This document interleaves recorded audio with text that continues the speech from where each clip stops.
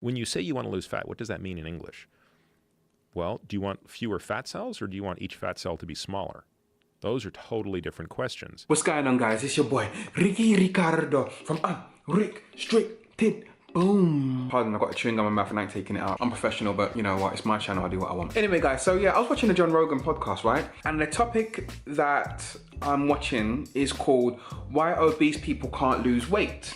Now, I found it very, very interesting. They're coming up with all these different reasons why obese people, no matter what, cannot lose weight. And a lot of times, obese people or overweight people, they use a lot of different excuses, right? He's got some interesting claims that I've never really heard before. So, guys, check it out. Let me know what you think and get back at me. I have friends that are pretty overweight and one that died pretty recently who was really big. And he just had this feeling when he would meet people.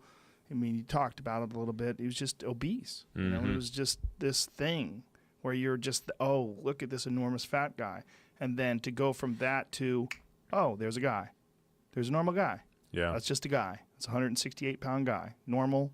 No difference between him and anybody else. I gotta tell you, I know we love to beat up on fat people. We love to turn it into a character defect. But I gotta tell you, virtually every fat person that I know or that I've taken care of, they are not disproportionately eating more than their peers. In some cases, yes, but not on balance. The problem is that they simply do everything incorrectly metabolically. You know, so their body is functioning incorrectly. Yeah, and it's you know, and it's I think there's a genetic component. Diet. I think there are dietary exacerbations. I think certainly not exercising makes things worse. So there are lots of predisposing factors. But at the end of the day, what's happening is when you and I eat, like let's take a meal that like if you had pancakes, bacon, and scrambled eggs, that would be like a really good mix of, that'd be a third carbs, a third protein, a third fat. So that's like a shit ton of nutrient, right? If you or I ate that, yeah, it probably wouldn't be that good for us. But like let's say we just finished a workout or something, like we're going to partition such that that glycogen will first and foremost go to replace the muscle and liver stores of glycogen. Because we have bigger muscles and our muscles are more insulin sensitive, we can actually disproportionately put more glycogen into our muscles, into the leg muscles, because you'll have done that run up the hills, right? And then furthermore, when we want to recruit energy again, we'll have the ability to actually go back and get fat, in other words, break down fat at lower ATP demands than necessarily always going to glycogen. So in other words, we partition fuel in a smarter way. And these patients, I mean, you can measure this clinically using something called RER and of course doing other blood tests. Like they can't break down their own fat. So their body is essentially broken in that regard, and that can be fixed with diet. It's a hard problem because the way I explain it to people is, and clinically I'm not interested in weight loss, right? I mean, that's just not, I'm much more interested in longevity. And yes, sometimes weight loss comes with that, but if I ever get stuck doing, weight loss, like I'm doing the wrong thing for my interest. But the way I say to people when they want to lose weight is, look, you don't want to lose weight, you want to lose fat. I've said that many times. Be clear on exactly what you want. Losing weight and losing fat is two different things. Let's be very clear on our semantics. Weight is irrelevant, right? Unless you're a cyclist or some athlete for whom the actual scale means something. But for people like us, you want to lose fat, not weight. And then when you say you want to lose fat, what does that mean in English? Well, do you want fewer fat cells or do you want each fat cell to be smaller? Those are totally different questions. If you want fewer fat cells, have liposuction. But we know that doesn't fix you metabolically. So if you want to be less fat, you have to have smaller fat cells. Now, a fat cell conceptually has two inputs and one output. So now I say, let's reframe the question. You got a room with 100 people in it. You want fewer people in the room. What has to happen? More people have to leave the room than enter the room. So similarly, if you have a fat cell and you want it to be less fat, you got to get more fat out of it than enters it. And the fat that exits the cell exits via a process called lipolysis. And the inputs to a fat cell are something called de novo lipogenesis, which is turning carbohydrates into fat, and reesterification, which is turning fat, like in a free fatty acid, into a triglyceride back into a fat cell. Each of those three doors is controlled by hormones. And so the purpose of nutrition or fasting or exercise or drugs or hormones or all these things is to manipulate those hormones in the direction of what I call negative fat flux, or what would be referred to in the literature as fat balance, negative fat balance.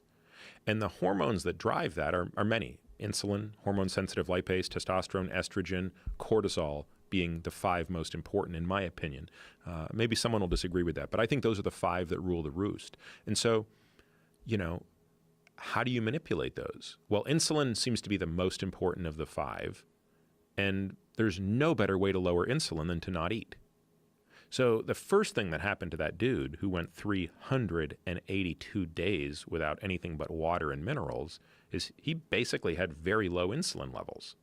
In fact, once he got into raging ketosis, which he got into by about day 7, his insulin came up only to prevent him from going into ketoacidosis, which was what would happen if he had no insulin response. In other words, if he was a type 1 diabetic, he would have died of ketoacidosis because he wouldn't have had the insulin to regulate the uptick of ketones. But if you or I did this, because we have a normal pancreas, we would actually make just enough insulin to suppress ketogenesis and keep that beta hydroxybutyrate level in the, kind of in the neighborhood of probably 7 or 8 millimolar, as opposed to getting north of 12 to 15, which is when you get into trouble. So, how do you manipulate insulin? Nutrition is the first way. If you can't fast, the next best thing is to reduce carbohydrates. Carbohydrates obviously are the most insulinogenic of food, although protein can be quite insulinogenic as well. It has a different response. And then that's when you start to think about these other things. I've seen patients where they just can't lose weight. And I watch what they're doing, and they're doing everything right, but they just can't lose weight. But then you notice their cortisol levels through the roof. It's hard to get rid of fat when you have lots of cortisol. Cortisol is a very anabolic hormone to fat and a very catabolic hormone to muscle, which is the exact opposite of what we want. Testosterone, of course, is the exact opposite. Testosterone is catabolic to fat, but anabolic to muscle. And then, of course, women have a harder time because once women go through menopause, they lose all the estrogen and all the testosterone. And so now they lose 2 hormones that play a very important role in regulating this. So for these people that are having the issue with cortisol levels, that's exacerbated by stress, right? Yes. So stress actually exacerbates your weight gain. Absolutely. Wow, that's interesting. In addition to a whole bunch of other stuff. You could literally eat the same diet and gain more weight because of stress. Absolutely. Wow. Again, hormones are what's driving fuel partitioning. You're responsible for what you put in your mouth, but in many ways at that point, like the hormones take over and decide where it's going. Wow. So I've been saying this for a little while, guys. If you've been struggling to lose weight, and no matter what you do, you can't seem to lose the weight, and you've been going to the gym and trying to eat right, maybe it's not about the gym or eating right.